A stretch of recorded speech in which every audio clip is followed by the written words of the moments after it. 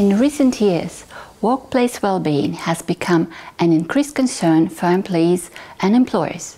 Before the COVID-19 pandemic, being well was an imposed corporate obligation. Workers searched for opportunities to improve their well-being outside of what was offered by organizations, like spending time with family and friends, doing sports, and attending therapy sessions.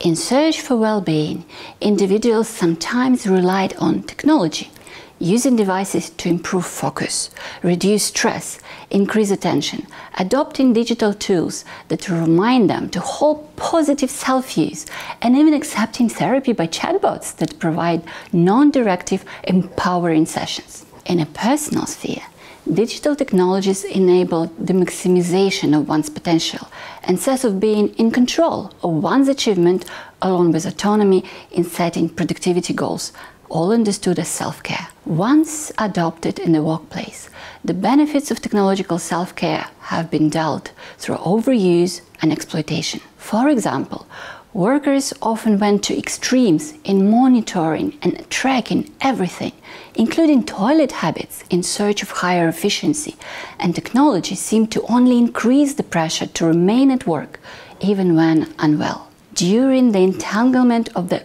optimistic promise and growing critique of use of technology for workplace well-being, the COVID-19 pandemic hit. The COVID-19 pandemic was an extreme event for people and organizations alike. Because of the healthcare crisis and risk of infection, globally, governments issued prolonged restrictions for face-to-face encounters.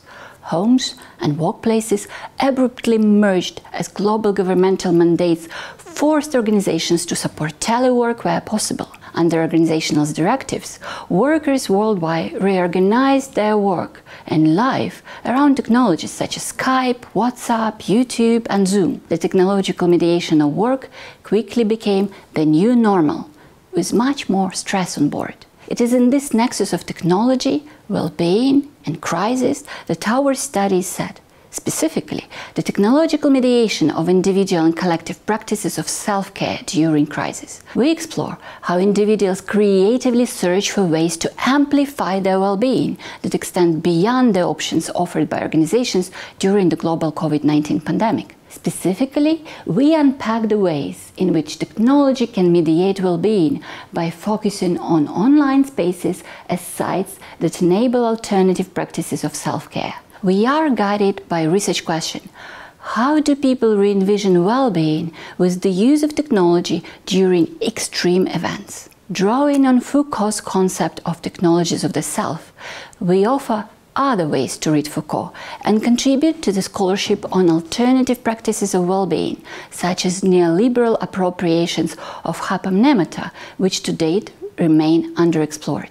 Empirically, we focus on online discussions posted on the popular YouTube channel Yoga with Adriene.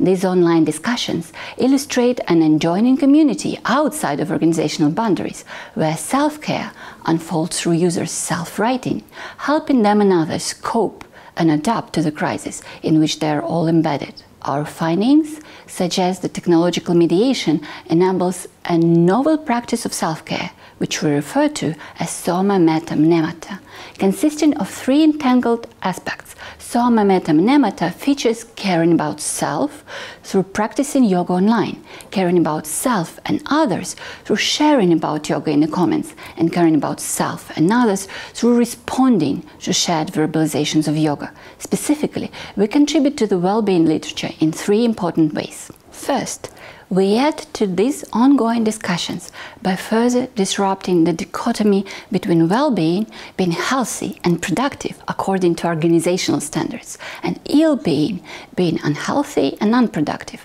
a condition of life that is most often concealed to conform to organizational pressures. Second, we theorize the technological mediation of self-care, which we term somametamnemata, and highlight how people can find potential well-being through writing online about their own and others' bodies being unwell. In doing so, we bring Foucault's notions of self-care into the digital age, while contributing to the more constructive view of subjectivity based on the concept of self-formation. Third, we join the argument for non-organizational alternatives to well-being and illustrate the role of crisis in intensification of neoliberalism's go-it-alone mentality, leading people to seek alternative practices of self-care.